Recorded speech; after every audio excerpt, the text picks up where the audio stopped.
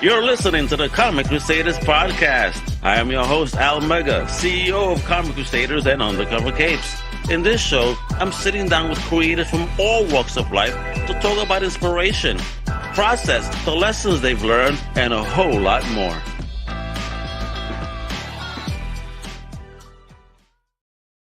Wepa! What up, mi gente? It's your boy Al Mega. Welcome to a brand new Comic Crusaders podcast. And today, we talking to a legendary creator, at least for me, because I love the game that she worked on. She was a character designer and an animator. But hold on, before we even present her, oh my God, because she also got a dope new project. Let me introduce a rookie Crusader on the team that's joining me today to chit chat and ask some questions. Because when he heard I was talking to Tina, says, "Oh my God, Al, I definitely want in the one, the only Mr. Antonio Rodiguez, aka Antonio Maps." What's poppin', kiddo? How you doing? Oh, good, Al. Thank you for having me. Happy to be here. Yeah, but are you ready to talk to this like legendary star right here? She's kicking ass worldwide. This is what I'm thinking, yo. She coming with an ill style and an ill flavor, and now she got some ill movies for us to look at. Let me introduce the one, the only Miss Tina Nawrocki. How you doing? Good, and you got my name right. I'm so impressed. Good job. Hey, growing up in Greenport, and help me. Awesome. Well, thank you. Welcome coming on, sharing some time with us to talk about this dope new project and a bit about your little background too, you know, so people still getting in the know of why they need to be even putting eyes on this baby. So I'll be bringing up the IndieGoGo and all that goodness as well. So, you know, let's reel it back real quick, you know, to the early days, all right? So all right. Let us know, where you originally from and what was your first love in fandom, period? Ooh, so that's a great question. I am originally from Poland. I was born in Radom, Poland. It was communism in Poland at the time. Okay. So my family decided to get the hell out of there. And we were actually considering either Australia or Canada. And Canada said yes. And so we're here. By the way, my dog is destroying his bed in the background. So my cat's back here too. Yeah, I saw your cat in the background too. All the pets having fun. You said communism. They went nuts. Oh, damn communism. I love how he always tries to take over. Like he wants to be the star of every show. Yes. So when it comes to my first love, it was actually animation. I started watching. Hold on, give me 1 second. I'm just gonna excuse him out of this because. Back there destroying the room. And Kitty's just looking out the window, looking at a bird over there. Yeah. I love how they pick the right time, you know, always. So my first love was animation. I started watching some Disney cartoons when I was a kid, and I was obsessed with Robin Hood. All right. So, you know, and I was obsessed with not any of the female characters. I really loved the bunny, Skippy. Because he was 7 years old in the film. He has a birthday, and I turned 7, and I was like, oh my God, I am Skippy. And so I learned how to do archery because of Robin Hood. I could do bow and arrow and all that kind of stuff. So that was my first fandom. There you have it. Yeah, Arsenal in the building. Watch out. Awesome. So were you alone in your fandom growing up, or did you have a tribe of people that joined you in your fandom? So it was basically just our family that immigrated. So my mom, my dad, and my older sister. But we were very lucky to live in a community where there was a lot of immigrants and there was a lot of waves of immigrants. We were kind of talking about the Polish neighborhood in Brooklyn. Yeah. And so when I was growing up in the 90s, there was like a wave of Jamaican immigrants. So, you know, and we all lived in this neighborhood. We had block parties. We would do, we would play with water guns. We would have watermelon and, mac and cheese, and everybody would hang out together. I love mac and cheese. All the kids playing. It was great. And we were all from, different cultures, spoke different languages. Because I immigrated to Montreal in Canada, it's a French-speaking province. So you would know your, language at home. You would know English and French. So everybody spoke 3 languages. Nice. Oh, that's great. That is nice. Because I grew up in New York, so it's just English and Spanish, and that's that. You know what I mean? I speak a little bit of French. It's Oh, like, good. There you go. yeah. It's close All to I, Spanish. It's not that bad. well, Yeah, I know a it's little bit. close. All I know is je m'appelle Olezo. Comment s'appelle-t-il? Oh, Ah, très bien. Ah, je peux very Very parler un good. good. peu de français. Un peu Yeah. de Mais si tu, français. Très si tu bien. parles trop, yo no comprends. The same thing for me in Spanish. I have like basic level Spanish, and so if somebody Yeah. speaks too fast, I'm like, I'm sorry, I'm checking out. I don't understand. To like buy some food or something, right? Yeah, and I'm stuck in the present tense in Spanish because I'm not good at conjugating verbs yet. So I would say like voy a to, like I'll do something tomorrow and I'll say it in present tense and they'll be like, okay, I get it. Like it's in the future. Cool. So, I would like to ask you a couple of questions. I'm a huge fan of your work on Cuphead, on Syrenka. Is that how you say it? Yes, Syrenka? Syrenka, very good. Syrenka. Yes. So I too am an artist, and I love character design. So having this opportunity to ask you questions about character design is like a dream come true. Awesome. So, and I was like straight up like a couple of weeks ago, just finished reading Cuphead, the art of Cuphead. So I saw all these amazing designs by you, and I'd love to ask you several questions. Go So for it. my first question is, how long have you been drawing, and at what point did you decide to focus on character design? Oh, that's a good question. So I started drawing since I was, I don't know, maybe 1 year old, 2 year old, very, very young. I got into it because my older sister is perfect and good at everything. And drawing was the only thing that I was slightly better than her at. So I was like, this is what I need to do because she was perfect at everything and like would get all the best grades in school and so on. So I started drawing very young. I started taking it seriously at age 8. That's when I was like, this is what I'm going to be doing. I started trying to learn anatomy. I started learning bone structure. I wanted to go to model drawing at age like 10, and they wouldn't let me because it's naked Yeah. people. So my mom had to sign a letter, and she had to come with me so that I could go and draw the model. So that was really nice. So I loved drawing ever since I was a kid, and then I also love theater. I loved being on the stage. I like making people laugh.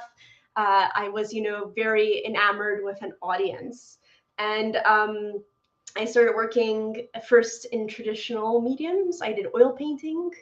I started by studying realism. And I think this is very important for a lot of young artists or people who are starting out. You want to you love drawing cartoons. That's what you want to do. You want to like caricature. But I think it's very important to start with drawing from life and observe life and then use that to inspire your work afterwards. So I think that's very important. That's how I started. A lot of realism. I worked on movie sets when I was growing up. I was a teenager. I worked on The Aviator by Leonardo DiCaprio. Oh We were wow. painting sets for that. And then I went to college to do a certificate. It was a 3-year program called Illustration and Design. And that's where I first started cartooning. Before that, it was all realism. It was all like I never did cartoons. I never tried caricature. So I started learning how to do character design, caricature, and animation. It was the first time I ever touched animation was in that course. And it was for me this aha moment because it was acting and drawing put together. So Yeah. that's that. Awesome. During college or the certificate, did you have to do like a short film? Let me try and remember. I don't think so. I think we did like very short. It was not an animation program per se. It was called illustration and design. So we did a lot of design work, a lot of poster art, labels, and animation was a very tiny portion of that. So we had one course, and in that one course, we did do like a little film, but I wouldn't call it a film per se. I started doing films a bit later. I started working in video games right away. Right after that, it was 16 years ago that I started working in the industry. And I would take night classes as well. And so I tried to make some shorts on the side. But it's been a long time since I made another animated short. So I'm really excited about Syrenka because it's going to be my own and I get to, do it exactly how I want to. So yeah. Awesome. My second question is, I noticed a lot of sketches, really awesome sketches in the Art of Cuphead book, And I wanted to ask you a little bit about the process of creating new characters, from receiving the prompt to like bringing that character to life. How does Ooh, that go for you?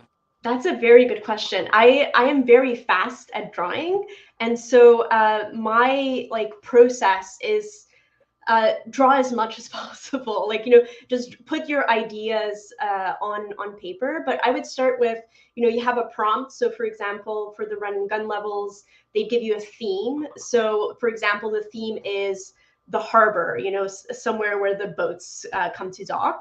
And then I would write a list of potential characters for that theme. And then I would call my sister, who is not an animator. She is a professor of history at McGill University. And for some reason, her brain is super creative. And so I would come up with a few ideas, and then she would just like give me so many new ideas. And I was writing them down. I thought that was amazing. And then I started drawing, and I would watch cartoons. So just to like refresh my memory on the design choices of the 1930s, I would have Betty Boop running in the background, or Popeye, or comic color cartoons.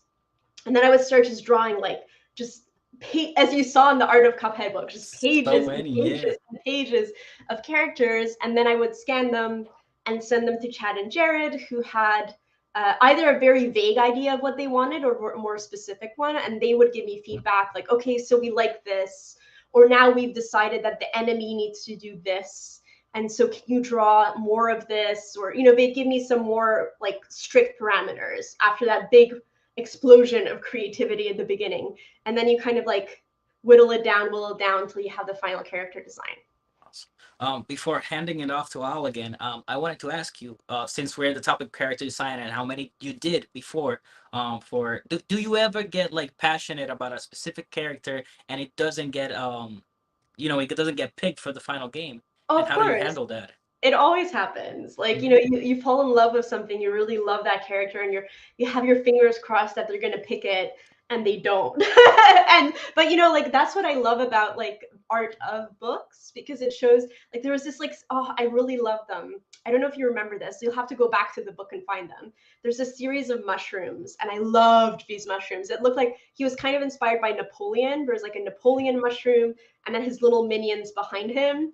And I loved those mushrooms so much, but they didn't get picked. So it always happens. But to be honest, I'm pretty good at keeping a certain distance to my art, in the sense of like, I'm not super married to it. I'm not a perfectionist. Maybe that's the secret, is not to be a perfectionist. And so whatever they choose, I fall in love with that character, and I want to bring it to life, and I get excited about it. So I don't feel very sad for very long if something that I created didn't get picked or didn't make the cut or what have you. You just get excited about the next thing that you're doing, and keep that passion alive. Awesome. I'm sorry, Antonio. So go ahead, brother. Keep going, because Cool. Well, I have a ton of questions, so Go for it. I am here. Okay. Perfect. You mentioned that for new artists that they should start doing realism work and painting for life and all of that. But for specific character design people that want to get into the industry, like what do you just suggest they like focus on, or if they should like I should add this specific thing to my portfolio? Like what do you suggest? For character design, oh, that's a good question. I think showing variety, especially early on in your career, is very good. There's two schools of thought. There is obviously, like, if you want to be known for a certain style and you have a signature look that you're really hoping to be known for, it's good to build that portfolio around that style that you love. However, if you want to be employable, especially early stages of your career, the projects are going to be very different. So showing variety is a very good thing to have. So showing characters that are more like human proportions and a bit more realistic, maybe more comic book style, and then showing something that's very kid friendly, very squishy, very fluffy, very, very cartoony, is also good, to show them that you could do both. And when I was looking at portfolios of, young designers or young animators, I love seeing realism in their portfolio. So seeing model drawing or seeing something that they draw from life, because then it shows a range. It shows that, okay, this person can adapt. and can take feedback and can change the design according to the needs of the project. So I think versatility is very good, especially early on. And then when you build yourself up, when you have a career and you're known for something, then it's really good to like hone in on your style and on your craft, and then people will come to you for that style. But at the beginning, it's take whatever you can, right? So like you have to have versatility. Awesome. Right on that topic of versatility and the portfolios and this whole thing, do you think new character designers or aspiring character designers they should focus on writing their own stories and coming up with their own characters, or like redesigning stuff that's already out there? Oh, this one's a really hard one, and I'm not sure where I stand on this camp, because a lot of contacts you get these days are online, right? Through online presence. I've gotten so many jobs through LinkedIn and Twitter and Instagram. It's so weird that people will reach out to you on these platforms and hire you that way. And of course, fandoms get you a lot of views. So if you're like, here are, the Harry Potter characters, I'm going to redesign them in my own style, you're going to get a lot more views than if you were to redesign your own characters.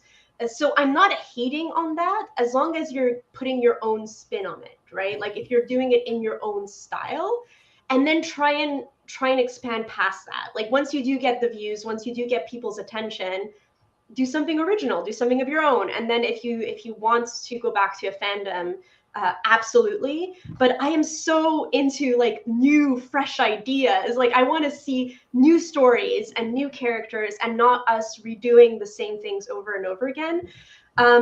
So like personally, I love fresh new ideas. Yeah. But you can use something that's old to inspire you. Like I don't know, look at cave paintings and then make a set of cartoon characters based on cave paintings from like Chauvet Cave in France, or ancient Chinese art. Like look at that and create a cartoon character based on that. You don't have to look at modern fandoms to inspire you. Like go back further in history and use that, and you'll see there's like beautiful design choices that happens when we use like different eras of art. And my short film, for example, is inspired by art movement that is not very well known. It's the Moda Polska movement in Poland, which was the Art Nouveau of Poland. And everybody in Poland knows it. Like we all know this art movement, but outside of Poland, people are not aware of it. And so I'm using it to inspire my film so people can get to know it, but also it will make for a new and juicy and creative new animation style. And I want to see innovation. Like this is what makes us human. It's new ideas, right? You mean this one right here? Yeah. So that's the IndieGoGo campaign. This is a beautiful concept piece, by the way, by an amazing artist who is my friend. Her name is Anna Podedworna. She's also Polish. She worked on a lot of video games, including The Witcher. So she's hot stuff. Like she's really up there when it comes to the real deal. Yeah, she's the real deal. But we have if you scroll down, I could show you the Moda Polska. So there's a little bit in the description. So here's a still from my test shot. But if you scroll down a little bit lower, here's my lovely team, by the way, all the amazing people helping me make this film.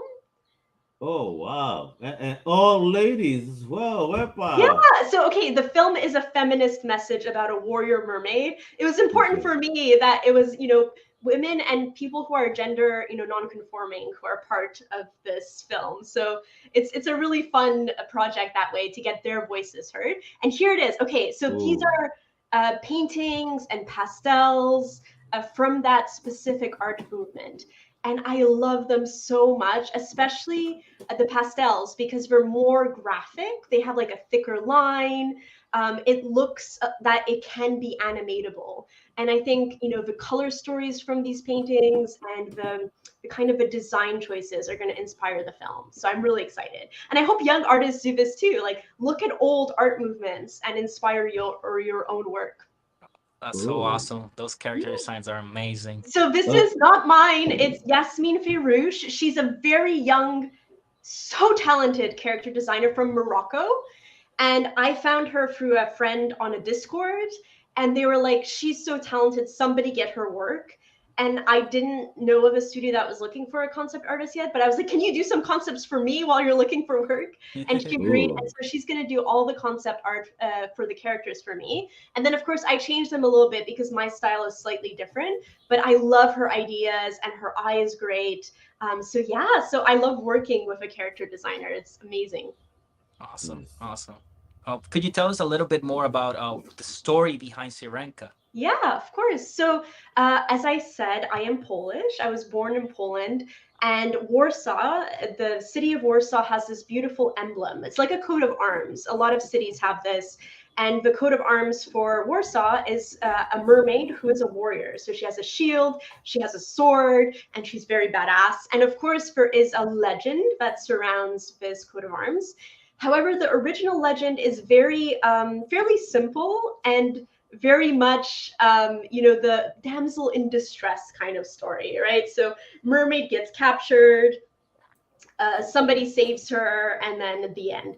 But I was thinking that a warrior mermaid wouldn't need to be saved. I mean, she's pretty, like, she already has a sword and a shield. She's a warrior. She's powerful. So She do the saving. yeah, she do the saving.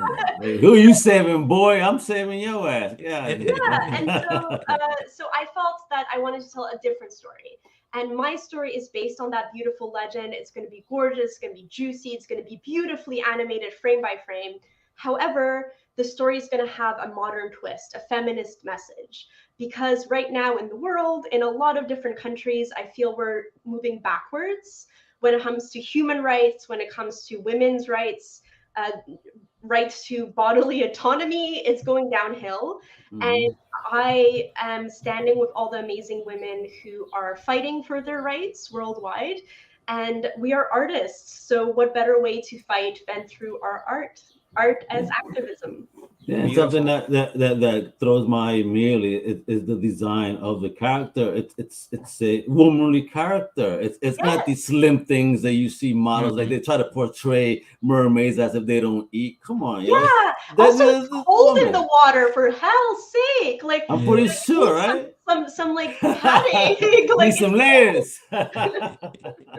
No, and also I feel like there are many body types out there, and yes, there are women who are super slender, but we've represented them a lot. I feel other body types also need to be represented. And so I wanted my mermaid to be a bit of a different body type, the one that you don't always see in media, which a lot of women look like. We look like this, including me. I have big hips. And so, I wanted somebody that represents another type of body type, which is important for me. And what's up with the ball matron? Because she don't look very happy in these pictures. What's up? Yeah, so story? There's two main characters really in the film. There's the mermaid who is magical, and she represents kind of like the symbol to fight, to fight for our rights and to fight predominant misogyny, really. Whereas there's another character to counterbalance that, who is Kinga, the bar matron, and she lives in the real world. She is confronted daily by those little things that like you just have to get to normalize, because if you want to survive, you can't fight them all the time. And this happens to a lot of women. I don't know if you're aware of this. When we're young, and the first time as teenagers we get catcalled, or something really gross happens at a bar, or something gross happens at work to us, we are so angry and so upset and like, why is this happening to me? And then it keeps happening over and over and over and over. And as you get older, you're just tired of being angry. You're just like, oh, well, this is how the world is. I'm just going to be treated like garbage because I'm a woman, and that's okay because that's how the world is. And so you stop wanting to fight because you're tired. And so Kinga represents that mature woman who is strong and has survived, but she lost that ability to want to fight because she's just tired. And so the mermaid represents the fight, that no, we can't say yes, that this is normal and this is okay, because it's not okay. And so I wanted that kind of the reality of a real world, and then, the symbol to fight, and that it is okay to be angry and we should be angry. I think a lot of us men that have mamas still around could see our mamas facing that too, tired of the fight and dealing with the BS our BS sometimes. Yeah, and like she is a mother, so Kinga has a young daughter, and so I wanted that generational kind of vision of like the women who raised us, who are so strong and so powerful, but also who at some point get worn down just by everything around them. And I wanted that like dichotomy to be in my film. So I got this question and you got the next, Antonio. So let me ask here, because I'm showing this particular thing for a reason. Where did you assemble such an amazing army of talent like this? Yes, thank you for asking. I'm so happy you asked that. So as you know, I work in video games, and I've been working in video games for 16 years, so a long time. And for many, many, many, many years, I would walk into a studio and it was me and 49 other guys, and usually white guys. Like it's not very diverse. Yeah. And I see the change is happening right now, which is absolutely incredible. A lot of young women are coming into the industry, but it's a change that is happening slowly. So I'm still very often the only woman on a team when I work in video games. And this movie is about women. It's about, powerful women. And so I was like, you know what? For this project, I want to know what it feels like to be surrounded by amazing Women X individuals, people who are, women or non-gender conforming. And I want to see how their voices change the project, because we are all here to tell stories. And, in video games, a certain type of story is told very often because the people making those games are all fairly similar. And so we need new stories, we need new games, we need different points of view. And so some of these amazing women are friends or family. So I have a producer, her name is Felicity Moreland, and she is finishing a documentary film, which you should really look into. Maybe you can have her as a guest on Comic Crusaders. Bring on. We got it. We support everybody, baby. And so her film is about 2D animation and what it's like in the world today. And so she interviewed an incredible rock stars of animation in our industry.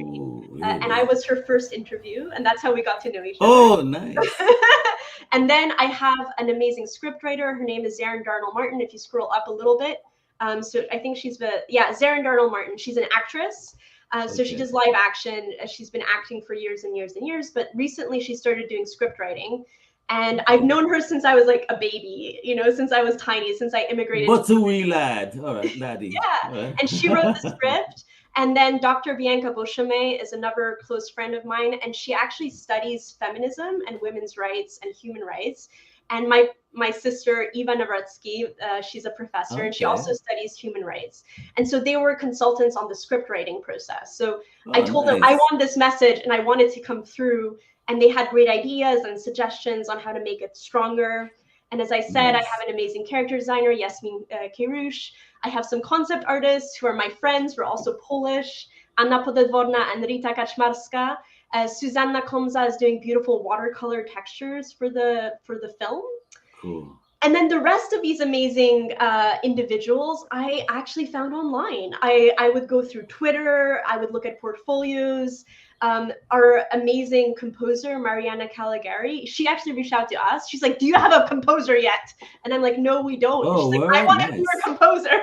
So yeah, it's been amazing. It's been such a journey, and I love every single one of them. They're so passionate and talented and excited about the project. And this is why I'm fundraising, because I believe artists should get paid. And yes, and this is my passion project. So the budget that I'm trying to raise is going to pay all of these beautiful individuals. And if I don't get paid, that's okay. That's cool. I don't mind. But they need to get paid.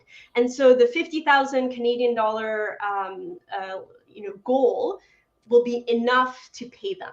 And that's what I need. So I need everybody to donate so that they can get paid.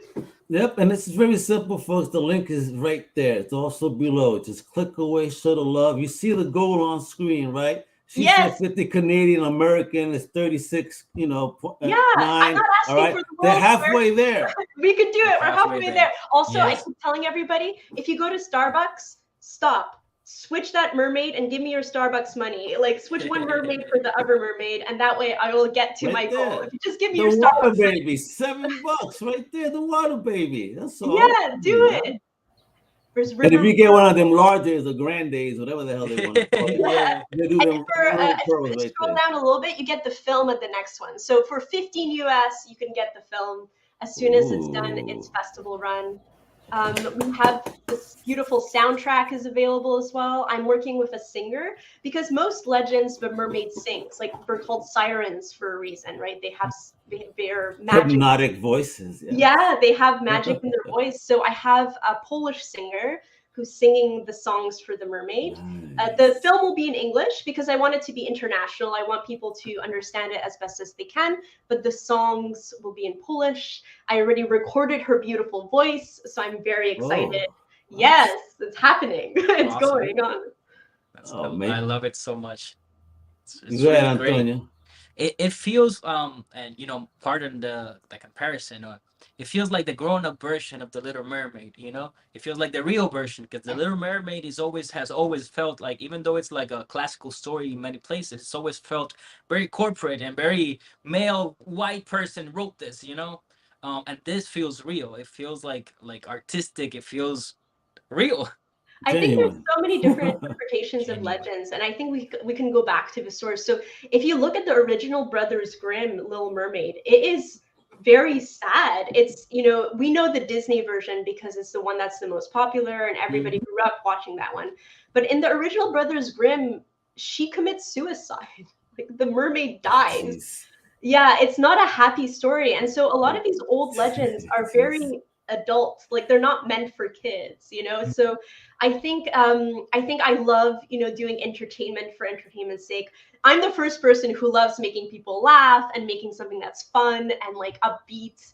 I think it's quite obvious from what you've worked on. Yes, even though that game aggravated the hell out of me at some points, that my nephew will be like, "Uncle, you really can't get out of this. Come on, bro." He used to enlist his friends, like, "Get out of here, Uncle. You suck." So I love all those things, but sometimes it's nice also to make more adult art, something that is an important message, more serious.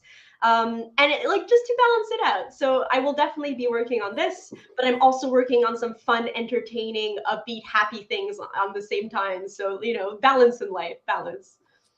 Yes, that's what here we got. Furbird's the nerd. Thank you for tuning in. Says very cool. I'm glad. That's right. You gotta tune in. It's more than cool. You gotta support this baby. Independent project to the best from a legend. If you don't know Tina from Cuphead, come on now. Yeah, follow me on all the things. I will be posting all the animations. I'm so excited. If you don't know this, I'm still working in games. I'm working for 2 very small indie studios who have amazing, awesome projects happening, very different styles. And so I will be posting about those whenever I can, whenever they're out in the wild. So more 2D games coming from me, but also this film. And you need to support this because I'm super excited about it. Yeah, you got a whole bunch of stuff too. I mean, look at it. Yeah. So the one there's, you can get an original drawing from me, an animation drawing. You can get an original commission where I make you a character in the 1930s style, exactly how you want it. Oh, nice. Yes, you get a lot of stuff. I want to see myself in the 30s style. Awesome. Yeah.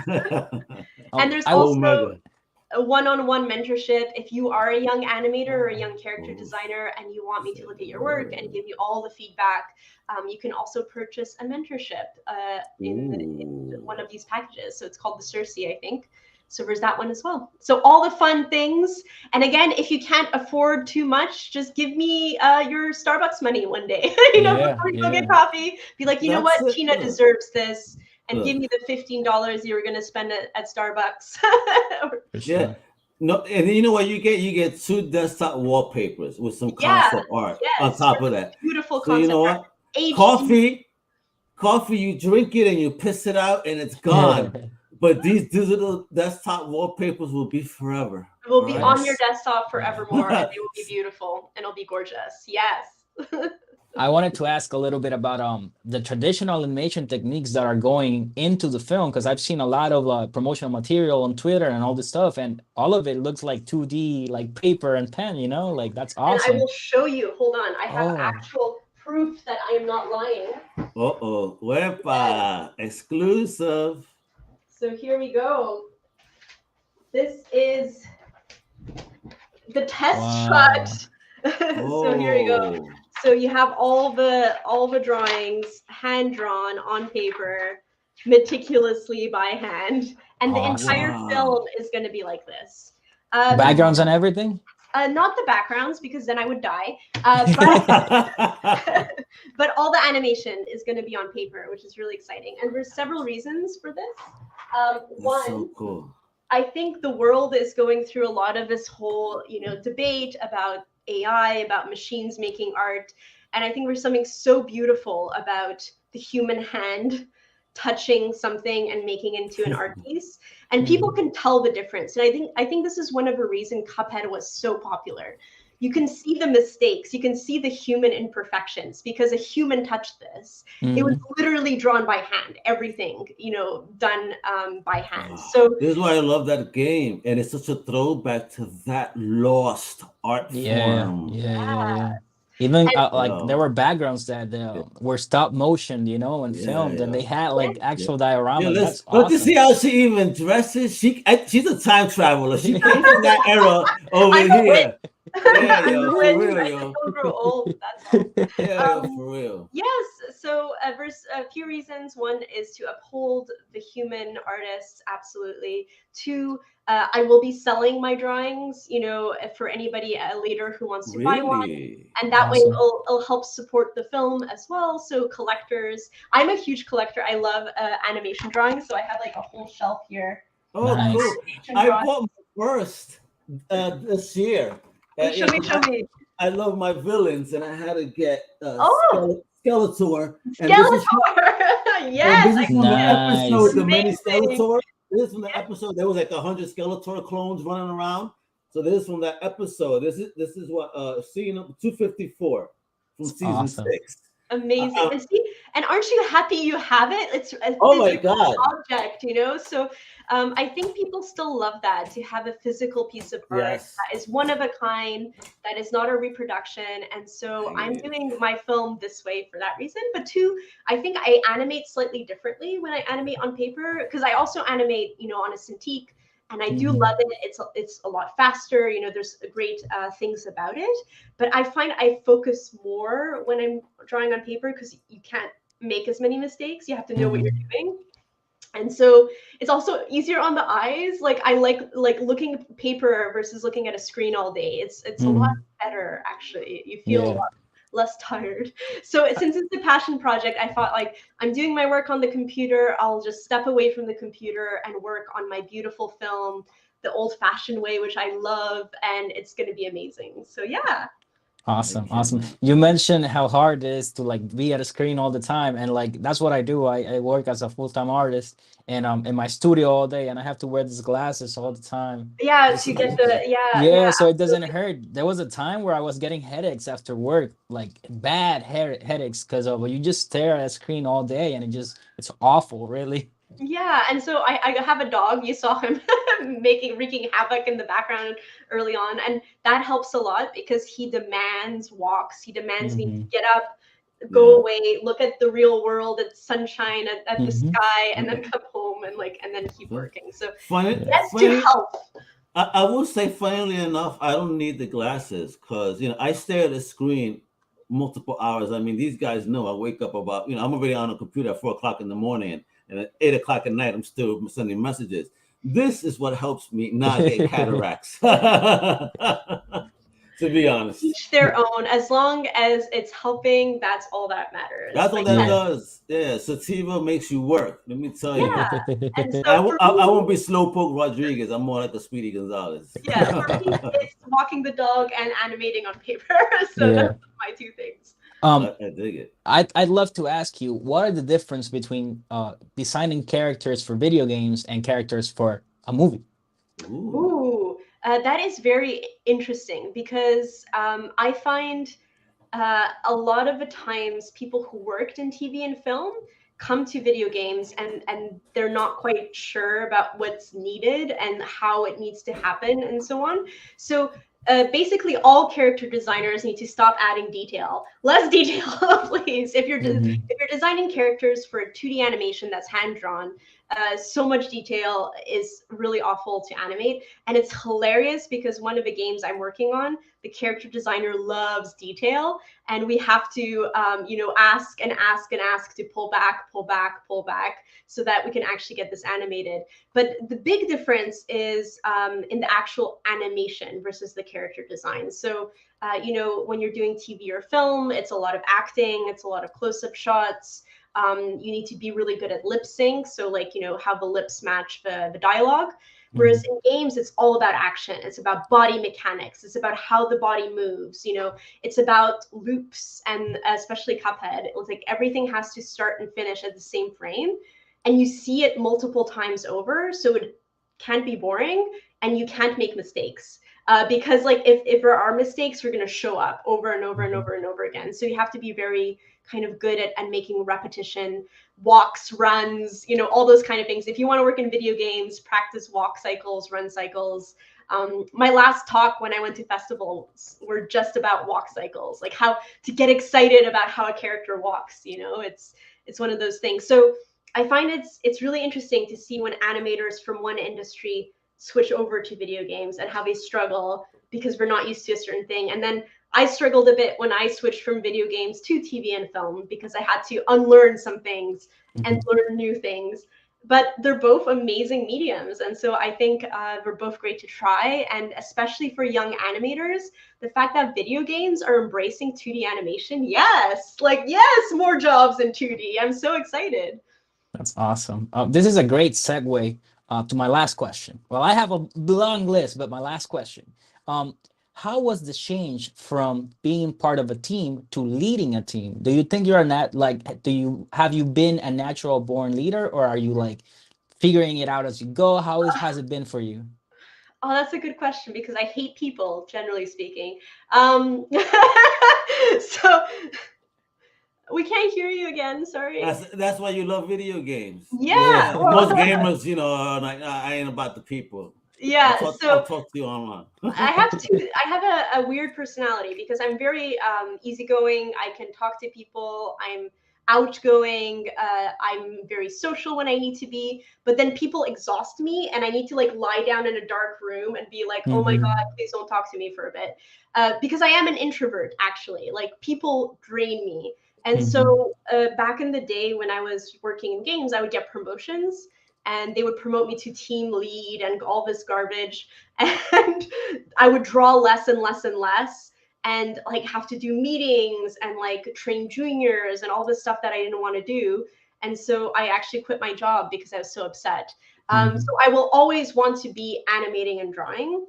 On this project, it's very delightful because I have a producer, Felicity, who does all the shit I don't want to do. So she writes emails, does drafts sometimes. She's like, Tina, we need to write to these people. I wrote a draft. Just change it so that it's like you wrote it. And I'm like, great. She reminds me when we have certain deadlines and meetings and things. She even started looking for voice actors for me so I didn't have to, and I just have to approve. So that's amazing. And all I have to do is the art direction, which is fun because you get to just look at the art.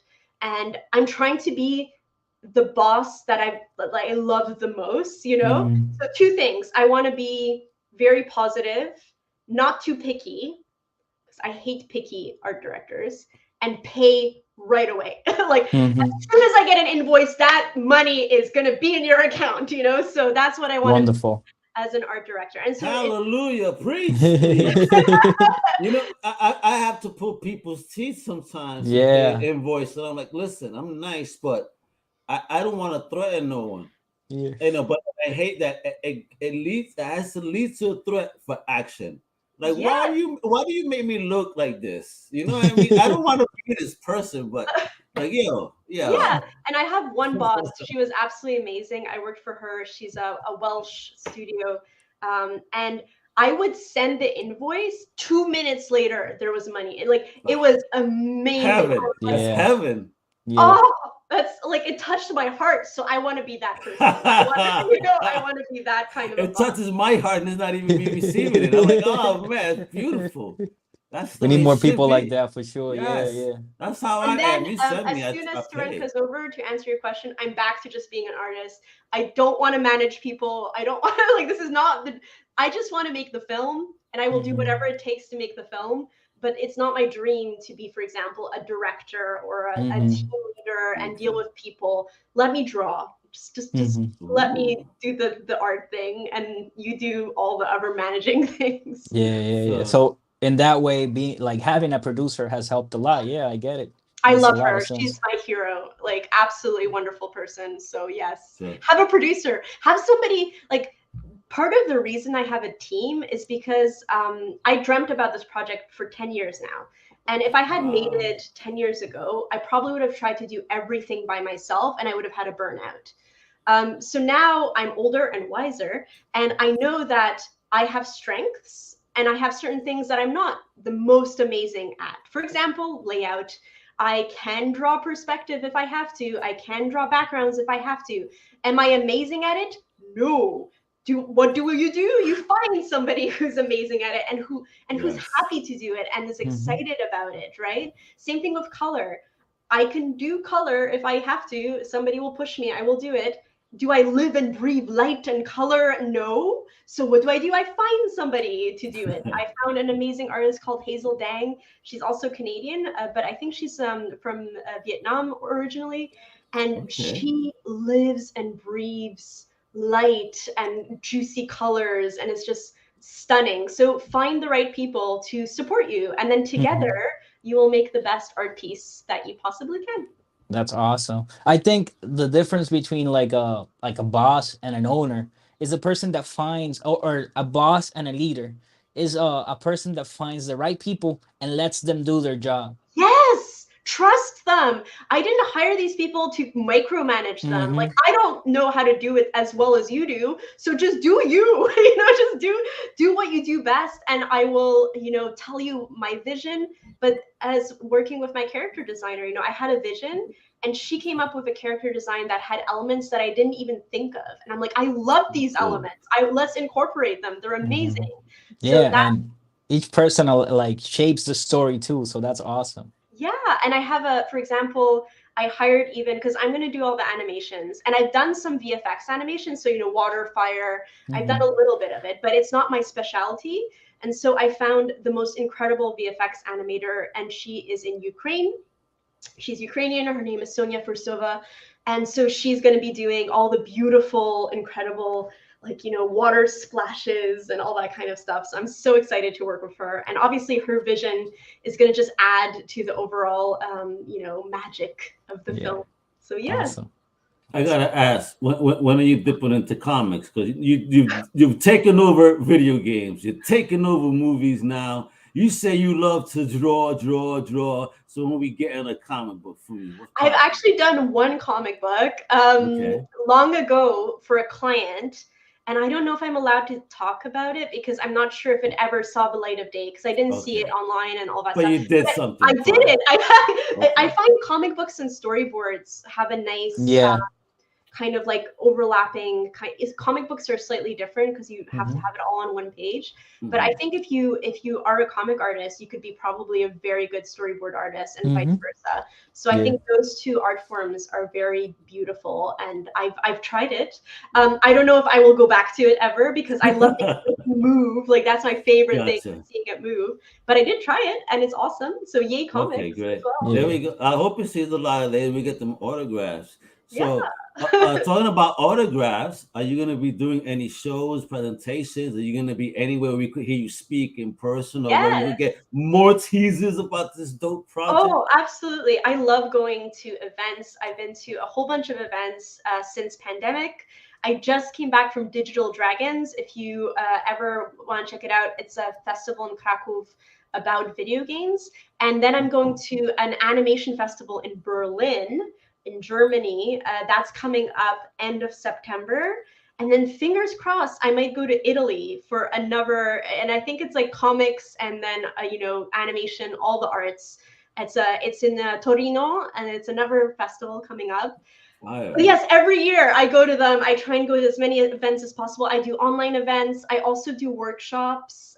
So I usually post about it in my Instagram or in my Twitter, and I tell everybody, hey, I'm doing a workshop, please sign up. And those are online, and anybody can join. I do posing for animation, and I'm going to be doing an animation workshop very soon about walk cycles. So Nice. that's to look forward to. And of course, everything I make on those is going into the film. So this is the reason I'm doing it. This is why she's staying busy, because Jesus Christ, how do you have you cloned yourself? Is the other part the other you sleeping or something? No, we'll see how it goes. For now, actually, my work-life balance is pretty good. But as soon as we start doing like more production on the film, it might be not so balanced, but we'll see. I'll try and stay healthy. I'm giving myself 2 years to make this film because I want to stay healthy. I don't want to push myself too hard to finish it in 1 year, because I have to work still on my projects while I do it, because as I said, the funding is going to go to pay all the other amazing team members, and I'm going to have to keep doing the animation just like on the side. So I think 2 years. I think 2 years is a good timeline, because then I can have quotas for myself, when to hit certain milestones, and yeah, it's gonna be great. It's gonna be awesome. And then I'll be going on the festival tour, and we can come back here and talk about it, where you can see the film when it's like awesome. In every country, hopefully doing a festival run. You better, if you hit Puerto Rico, you better invite Antonio to the red carpet, and then when you hit New York or Massachusetts, you better invite me to the red carpet, because you better throw one. My first love was a Puerto Rican man. Yeah. Oh, yes. Yes, his name was Javier, and we fell in love on vacation. And I went to Puerto Rico to visit him. So yes, we still also stay in touch, which is absolutely awesome. He's like one of my only exes that I'm still friends with. So yeah. Well, where did you visit when you came over? So I went to, oh my God, I was 15 at the time, so it's been a long time. But I went to 2 places. So I went to, San Juan? San Juan, and then we went to a small village where his family's from, so don't remember the name. But also I went to these beautiful caves. Like they're like, oh God, I forget the name of it. It was really nice. It was Camuy, maybe? Cuevas de Camuy? Yeah, it wasn't far from San Juan. So like, yes. Oh, it wasn't. Yeah, so it was very beautiful. And we also...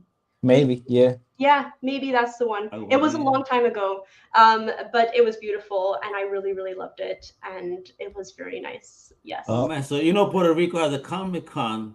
Yeah. So you better be doing some showing up, because it's not just comics; they cover everything. Yeah. I'm pretty sure it'll be a great place to highlight your film, because I'm trying to get. I know a film fest.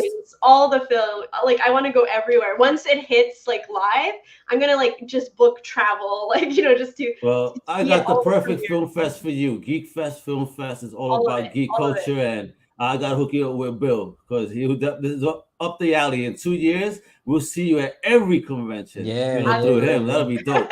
Woo! I'm on Team Tina, baby. Exciting.